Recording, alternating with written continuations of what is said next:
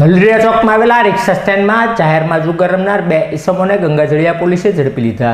Gangajaliya police મથકનો staff પેટ્રોલિંગમાં હતો તે વેળાએ બાતમી મળી હતી કે હલરિયા ચોકમાં આવેલા રિક્ષા સ્ટેન્ડમાં સામસામી બેઠીને જુગાર અમુક ઈસમો રમી રહ્યા છે।